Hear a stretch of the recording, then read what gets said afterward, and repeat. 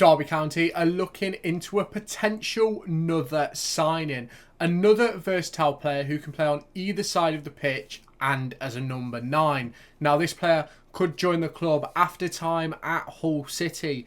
But is he what Paul Warne is looking for? Is he what we need? Let's take a look into Ryan Longman and his career right now. So here we have the source of the link.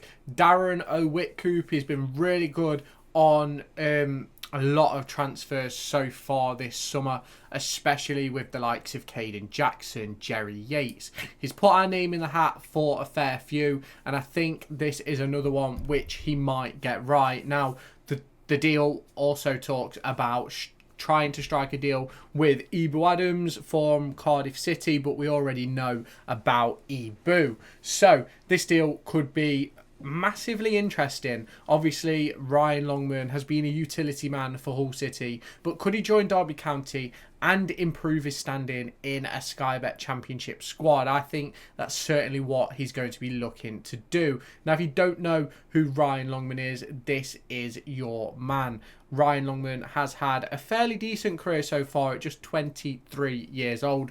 Born in November of 2000, obviously as previously mentioned, currently playing at Hull City, where his contract does expire at the end of 2025, which is the end of the upcoming season. Now, if you have not done so already, make sure you hit that subscribe button down below or in this top corner. Stay tuned for all of the latest Derby County, EFL, League One and Championship content that is heading your way over the course of this upcoming season. We're getting closer and closer to the start of pre-season, so make sure you are around for when we look into the Matlock game and then talk about it afterwards. So make sure you hit that subscribe button and smash the like button. Let me know your thoughts on the potential signing of Ryan Longman down in the comment section, and I'll catch you in the next part of this video.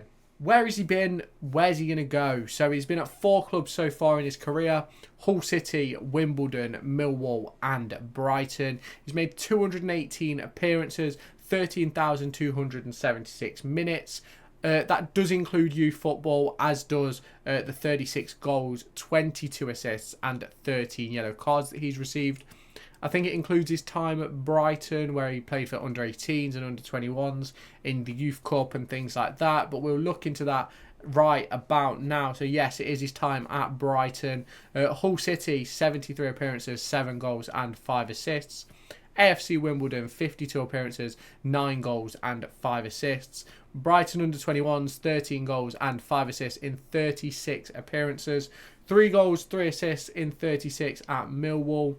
24-4 at Brighton under-23s. And just 1 senior appearance for the senior team at Brighton. Now, obviously, as you can expect, he's played a range of different positions. He's played in the number 10 role. He's played at right midfield, left midfield.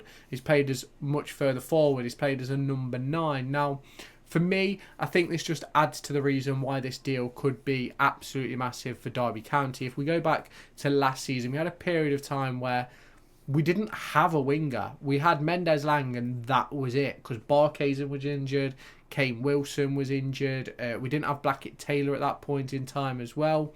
And then obviously he spent time on the sidelines as well. Joe Ward was injured.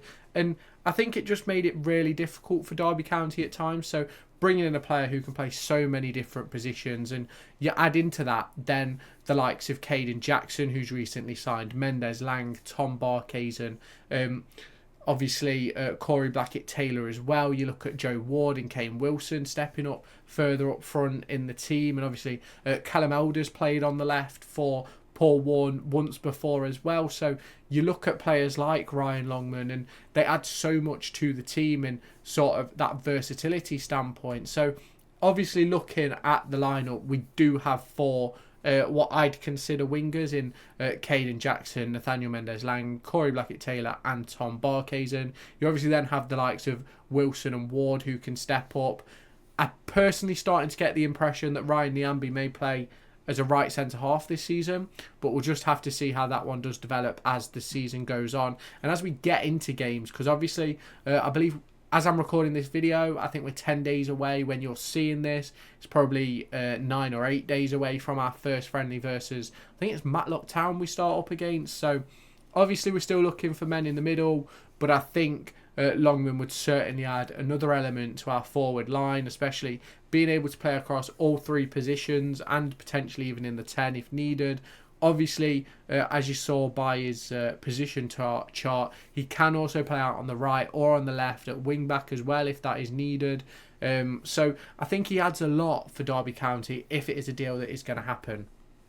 Now, how would this deal happen? Now, there's a couple of ways this deal could happen. We could obviously go in, permanent deal, chuck some cash at Hull City. Can we sign him? And that is something which I don't expect Derby to do. I think we could be looking at a similar deal to that of Corey Blackett-Taylor, where we do a loan with a fee and then we sign him for free at the end of his contract. Or we could just do a bog standard loan deal and he signs a new deal with signs a new deal with Hull City. So there's a few ways this deal can go, and I personally think Derby County will probably do a loan deal for the season, but I'm also not sold on that, to be completely honest. I think a lot depends on the potential cost of a permanent deal. I think Ryan Longman offers a lot that Derby County potentially need in that versatility area. Obviously, you can have up to 25 players registered. I don't think your keepers get registered or your under-21s. So at the minute, if we do go back, how many players do we have? Obviously, Vickers, Nelson, Bradley, Fozzie, Cashin now will be registered. Elder, Osborne, Fauna, Tomo, Ward, Wilson, Niambi, that's 12. Barkes and Blackett, Taylor, that's 14. Mendez, Lang, Jackson, 16. Yates, Collins, Washington, so 19. So we've got what? 19, we've got 6 more slots for over 21 players to be registered in the squad. I do think a lot of them are going to go on midfielders, if I'm completely honest. But I do think bringing in Ryan Longman would be a really good deal to sort of keep extra bodies and versatility within the squad. Obviously, we can still bring up players from the academy, and the likes of Dejon Brown can play, Cruz Allen, Niall McAndrew, Dan Cox, Kylan Robinson, Darren Robinson could all potentially get minutes or even bench appearances next season. So it's definitely a deal that I would be happy for Derby County to do. Now, obviously, I don't think that Derby County are anywhere near done this transfer window. If you do check out my video from yesterday, I looked into all of the deals that we've done so far and some potential talk around Kenzo Goldmine and Ibu Adams as well as another European player who we are potentially interested in. So there's a lot going on at Derby County at the minute. I think there's a lot of deals in the works. Obviously, in my opinion, we still need 2 goalkeepers.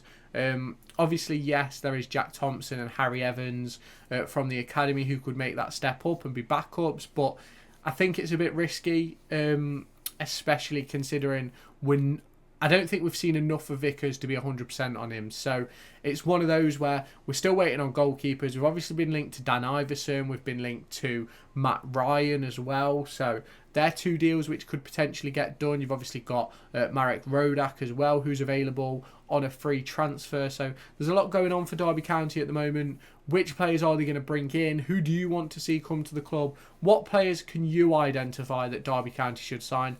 Let me know down in the comments.